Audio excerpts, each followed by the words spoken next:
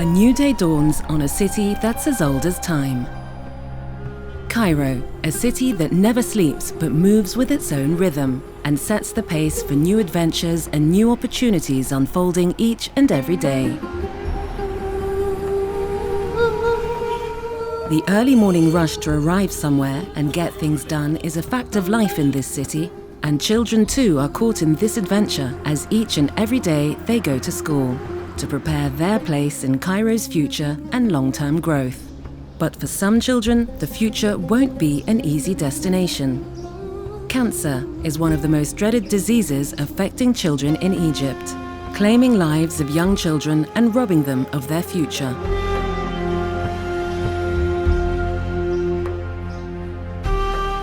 And so for many children and their parents, the future is a matter of serious concern. It's a place they may not want to talk about, but one they cannot avoid. Statistics have their own story. Each day, 46 children are diagnosed with cancer, and 1 in 330 children are expected to develop cancer by the time they reach 18. In other words, the prognosis doesn't sound positive for 42% of Egypt's population who happen to be children.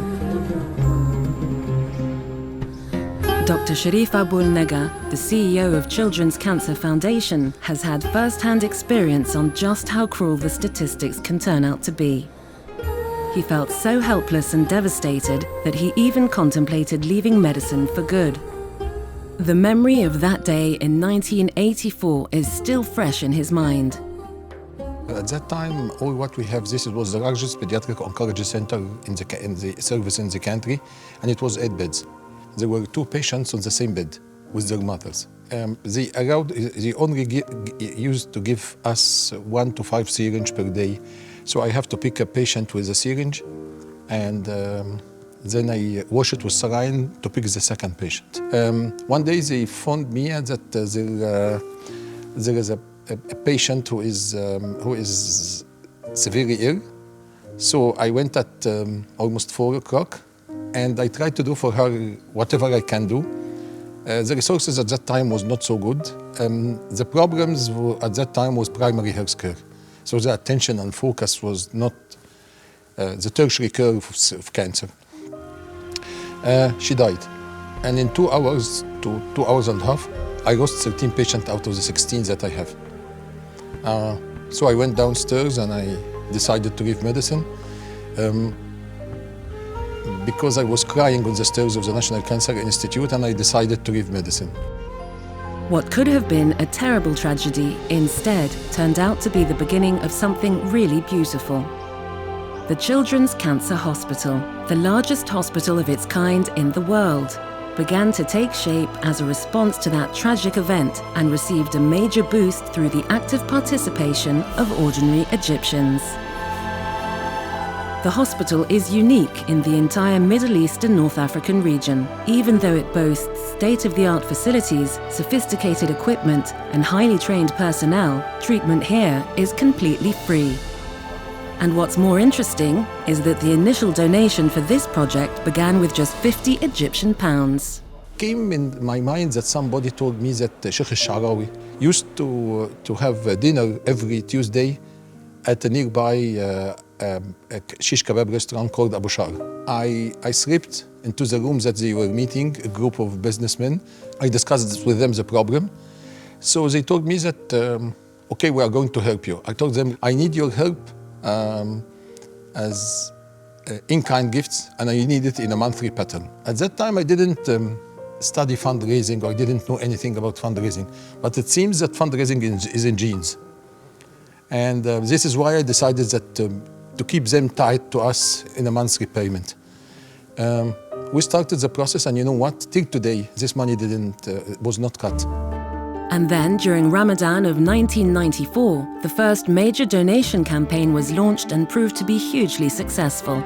The donation drive gained increased momentum, and soon the hospital brand became instantly associated with 57357, which was the bank account number for all donations. So a group of almost 6 women and a man called Osama Al Rahmani, we decided to build a hospital. So each one of the 7 decided to give 1 million Egyptian pound. as a donation. But there was also another challenge, and this involved getting land for the project. And we went to the Speaker of the Parliament who gave us a piece of land which was 1,800 meters. The 7 million Egyptian pound at that time and the 1,800 meter was very sufficient to build a small dispensary. We didn't go and build the dispensary. We put the 7 million in a visibility study. So we ended up that we have a nice piece of land which is 20,000 meters and a huge amount of paperwork and visibility studies and hospital drawings, and we have no money. In 2001, a major milestone in the donation campaign was reached when school children were invited to contribute 1 Egyptian pound to the hospital. There was so much enthusiastic response from students all over Egypt that the hospital received a total of 22 million Egyptian pounds in a single day. And as the result of those efforts, in 2007, the hospital opened its doors with the aim of building a sustainable foundation to prevent and combat cancer through research, smart education, and quality healthcare.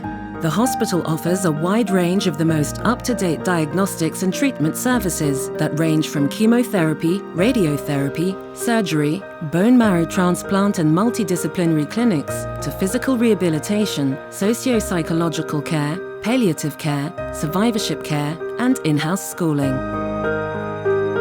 This is the largest pediatric oncology hospital in the entire world with 320 beds. We're building a new hospital, another 360 beds. We're turning it into a complex.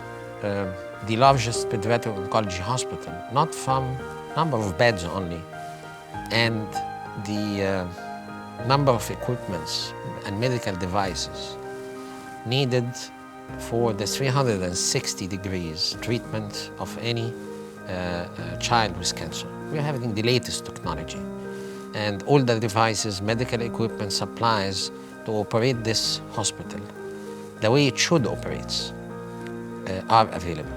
The hospital's success can also be gauged by the survival rate of patients who come for treatment. Here in the hospital, there has been a progressive growth in the span of just 4 years. In 2011, it was 70%, and then in 2013, it touched 72%. And in 2015, the survival rate stood at 74.7%. Our eventual goal is to match the global survival rate of 80%.